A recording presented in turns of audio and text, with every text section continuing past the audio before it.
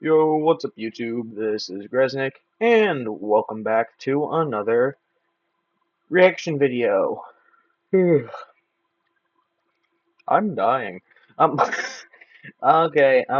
today we are reacting to Game Theory. Did the FNAF 2 movie finally solve the timeline? Well, you're gonna tell me. I don't know. I didn't watch this movie yet. It's not free on Prime Video, so I will probably never watch it. Yippee. Well, I'm tired. As always, like and subscribe to the Game Theorists and myself. Comment down below anything you want me to react to, and let's get into this. I'm excited because it's a FNAF game theory, so I'm actually gonna get something out of The this. FNAF 2 movie solves the FNAF game timeline by Wow, breaking one of the really? fandom's most foundational theories. Man, Scott Wait, really is what? just a troll, isn't he? I mean, he really is. Hello, Internet! Welcome to Game Theory, the show whose fate is to be spring-locked inside this franchise, whatever medium it's in. Just like we see the puppet spring-locked inside Toy Chica in the FNAF 2 movie. Now, that statement might be confusing for longtime FNAF fans who, for some reason, haven't seen the second movie yet. So, toy I'm animatronics poor. aren't spring-locks, they use Endo-O2s. And up until now, you'd be right. That was our thinking. But then this movie came out, and we see the, quote, ribs of the Endo-O2 acting just like the spring locks in Afton's spring Bonnie suit. That's not the only big reveal either. The movie also seems to tell us that there's only one spirit in FNAF 2, the puppets. The toys and the Wizards aren't possessed. Charlie, or Charlotte as the movie continuously calls out, is the one controlling them, and she is the only ghost in the location. So yeah, while the first movie was a pretty paint-by-numbers reimagining of the first game with some Yeah. fun Easter eggs, for this second movie, Scott decided to alter his approach and gave us a movie that fundamentally changes our view of the franchise by clarifying some of the most confusing parts. And there is a lot to dive Nice. into, even with the ones I've already mentioned, so make sure you're subscribed because I will definitely be going over those in the future. However, today I wanted to Wait, focus on one detail other in videos particular, now. one change that left my jaw absolutely agape in the theater when I saw it. The introduction of one of this franchise's most important characters, Michael Afton. For the longest time, we've believed that Michael Afton has been the person that we've been playing as in all of the original 6 games, going location to location, following the trail of destruction his father William left in his wake, and trying to cleanse the world of the pain he caused. He starts in Sister Location, where he gets scooped, turned into a walking corpse, then heading on to future locations under a bunch of fake names like Mike Schmidt. He goes through Yeah. FNAF 2, FNAF 1, FNAF 3, and eventually FNAF 6, where his father, as well as all the other spirits, get cornered by Henry, and they all perish in a fire together. But then the FNAF 2 movie released, and not only were we reintroduced to Mike Schmidt, the regular old security guard from the first movie and the first game's paycheck, we were also introduced to a new character, the brother of Afton's daughter, Vanessa, Michael Afton. What now? So, Mike Schmidt wasn't a pseudonym. These two are officially being shown as separate characters. That is a Okay, massive that's change, something that very totally upends interesting. what we've believed about the timeline I've mentioned. But after I came Yeah, down that from the changes shock, I things. took a step back and gave it a real long think. You see, something Matt and I would always do at the end of every year was reevaluate our understanding of FNAF. Wipe the slate Makes clean sense. and start from zero. Doing that, having that separation, allowed us to notice small details like the company changing from Inc. to LLC, which opened up a whole new path for theorizing, and that was only possible because we took that time to reset. Last year, I took a look at the knock-on effects that would happen if the books were canon. That one turned out to not be true after Secret of the Mimic released, but the point remains. So,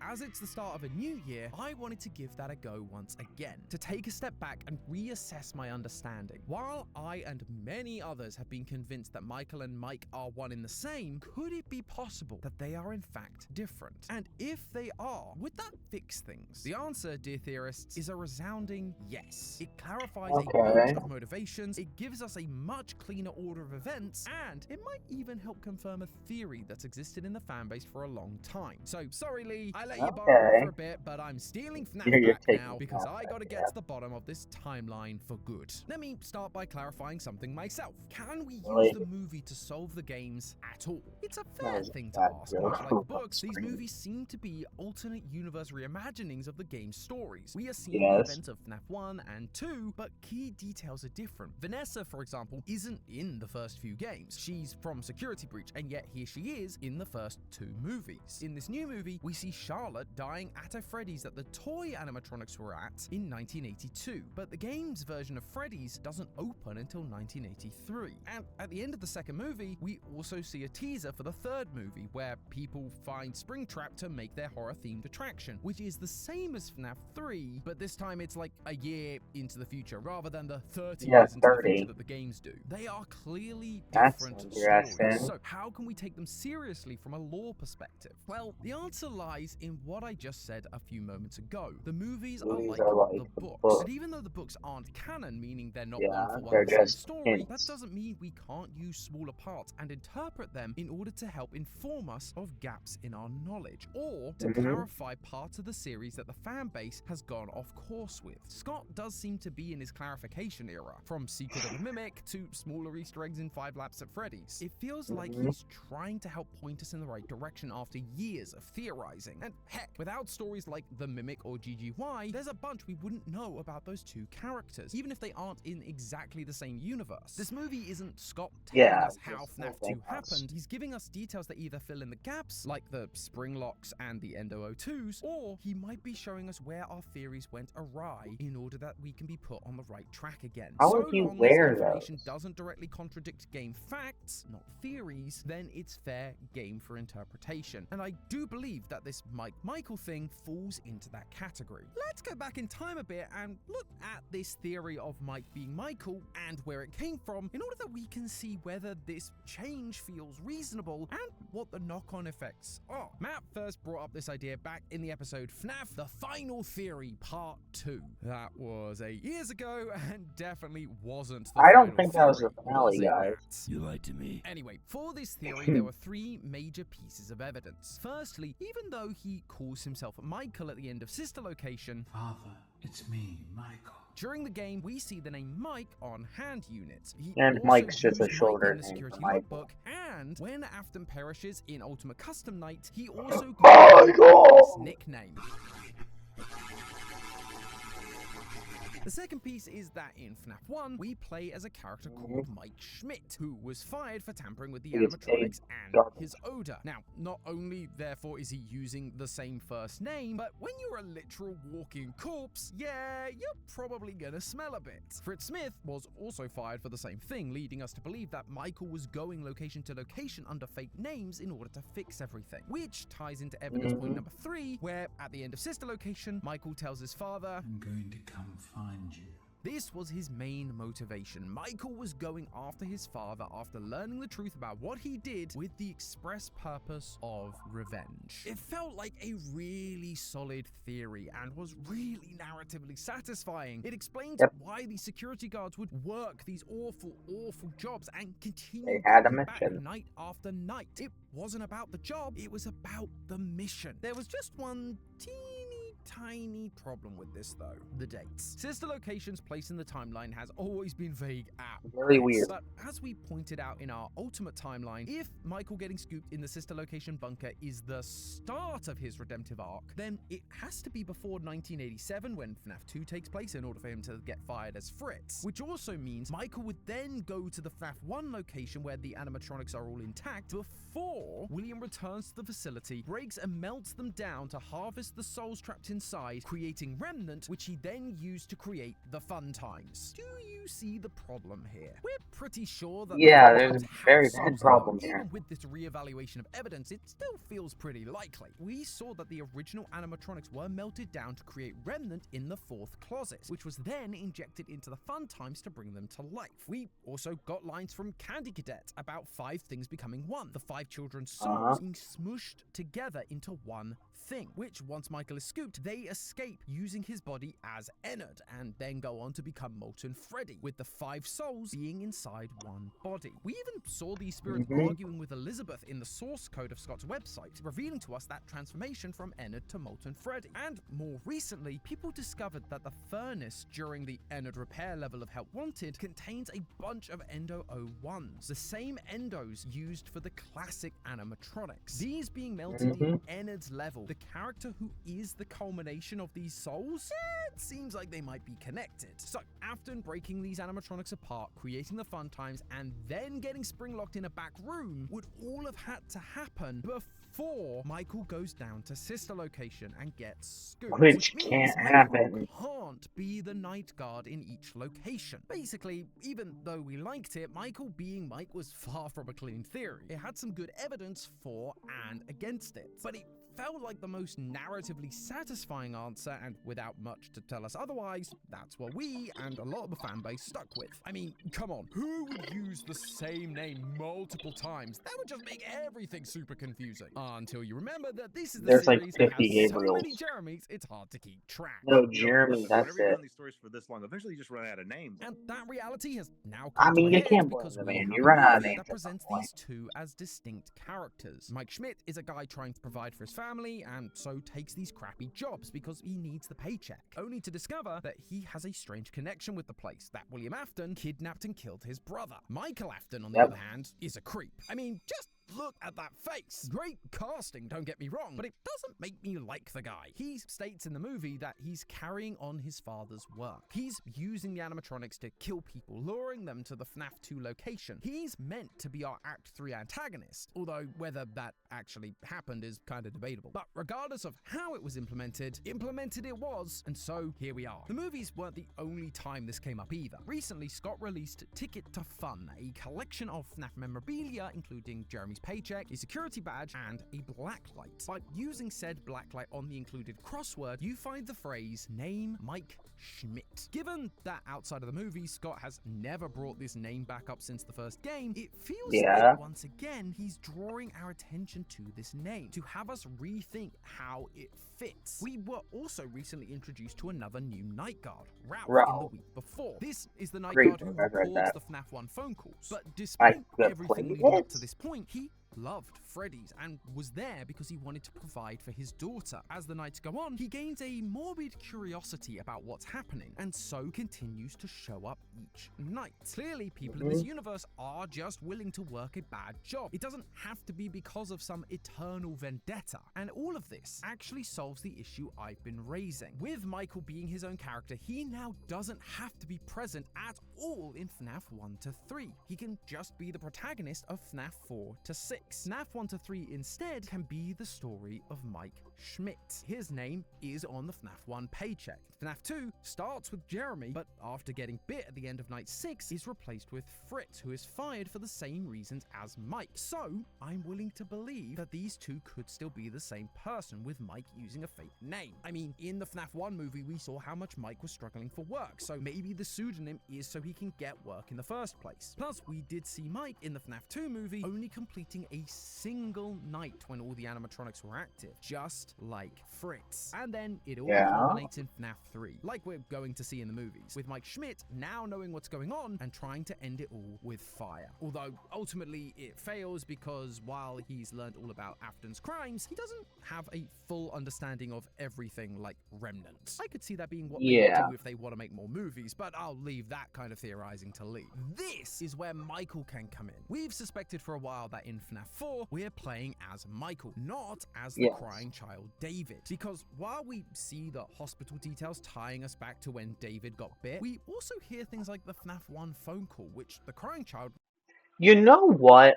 I wonder if we're going to get more than those 3 movies. Because for the next 2 movies afterwards, they could just have Michael Afton as the main character then. FNAF 4 would be a very clarifying movie if they did that. And I don't know how much clarification Sister Location would get from it.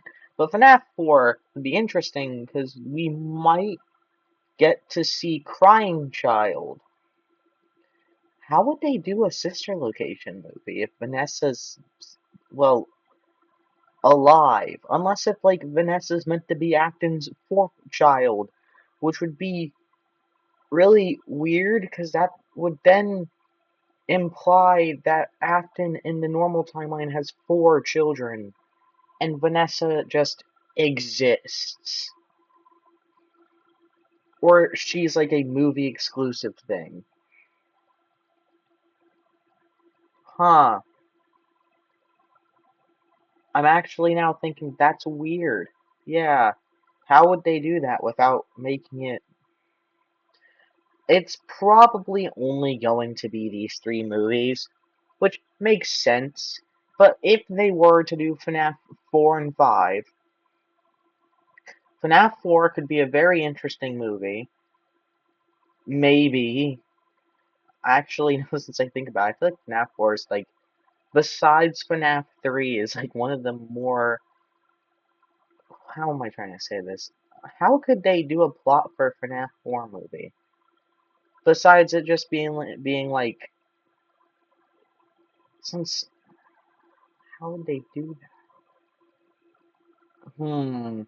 And such location would be extremely weird because Vanessa exists. So, huh?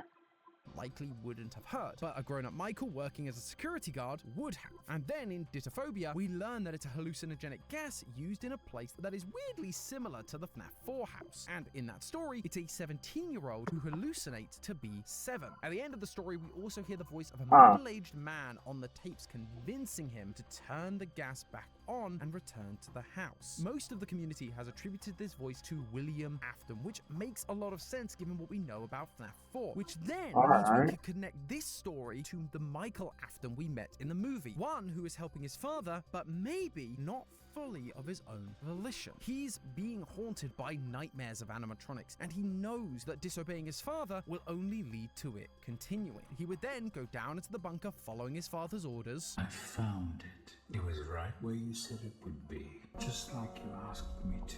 Which leads him to finding Baby, discovering the truth about what his father did, and all of that could happen after Mike Schmidt had already been to these locations, allowing William to go back to FNAF 1, dismantle the animatronics, melt them down for remnants, and infuse them into the fun times, fixing that core timeline issue. It could even be that all of this Fixes happens it really after well, FNAF 3. actually. Michael's big ending monologue from Sister Location where he says, "I'm going to come find you," shows an already burnt down Fazbear's Fright, meaning that event may have already happened. Personally, I always forget about that. because it means after a few weeks when Michael's body decomposes, Ennard leaves, forming their new bodies as Scrap Baby and Molten Freddy, and are almost immediately drawn to the FNAF 6 location, which takes place that same year, rather than these rogue animatronics and a literal rotting corpse wandering around for several decades. I mean, Michael may be unable to die, but his corpse ain't getting any fresher. After decades, I'm not even sure how much would be left of him. But I hear you saying, how would Michael hear the FNAF 1 phone call if he's not the one working at the FNAF 1 location anymore? Well, just because he isn't the character we play as in FNAF 1 doesn't mean he isn't working there at some point. In the FNAF 2 movie, Michael is working at the original location, allowing YouTubers to come in and film the place only to perish. He also talks about trying to help his father's mission, so it's not unreasonable to assume that at some point in the games, Michael could have been there doing the same thing, listening to the same pre-recorded messages after Mike Schmidt had moved on. So, does it make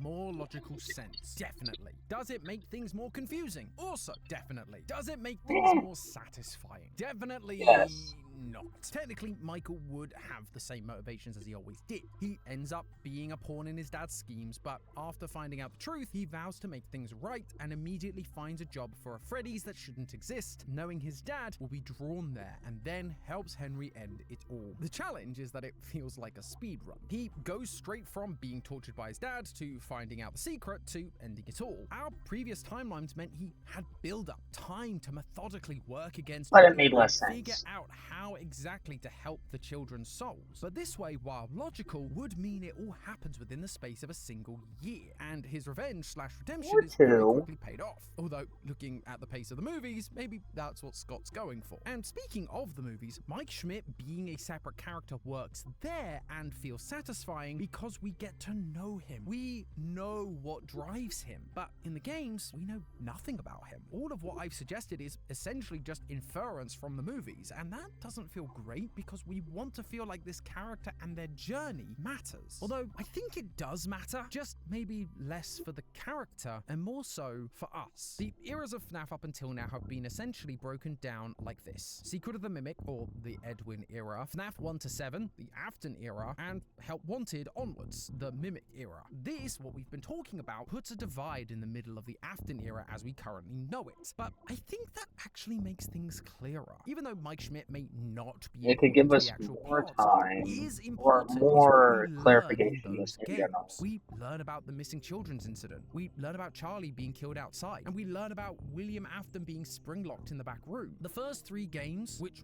were initially the only game Scott was going to make, were teaching us about William's crimes. This was the William era of the story. It wasn't for us to know Mike or care about his story. It was to get us invested in this villain and what he did. And by making us nothing more than a name, no face, no voice lines, it allowed us to sit in that chair, in that office, and witness it all firsthand. To become part of the ghost story. We became Mike Schmidt, a random guy who stumbled upon this place and this game and sat through 5 nights despite it scaring the heck out of us. Then, when the sequels happened, we went back because we felt the intrigue to learn more. And it felt good when we finally beat Springtrap because it felt like we'd ended this horrible man's reign of terror. We did that.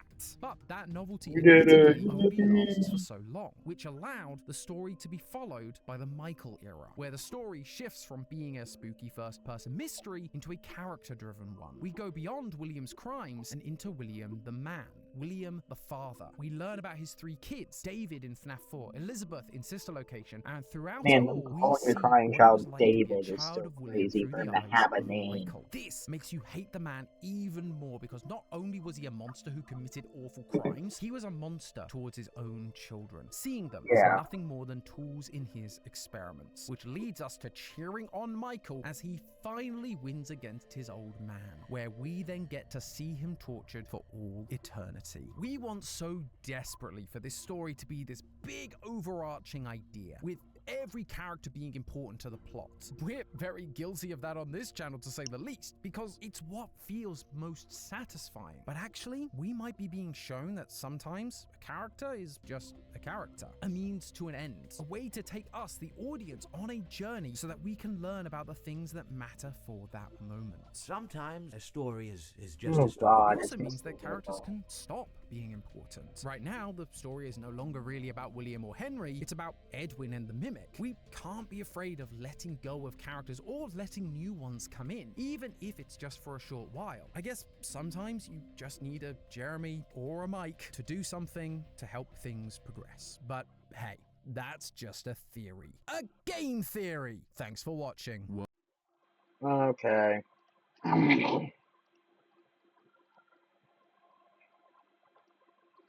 I quite like this one. It fixes the timeline. It makes the timeline feel a bit more congruent.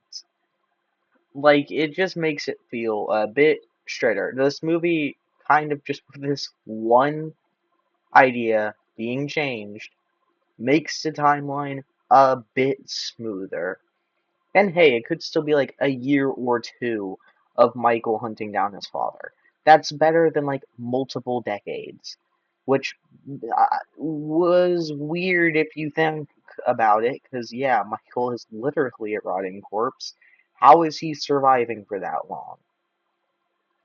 Well, this was a good video. I really like when they do FNAF theories, which is why I mainly only react to whenever they do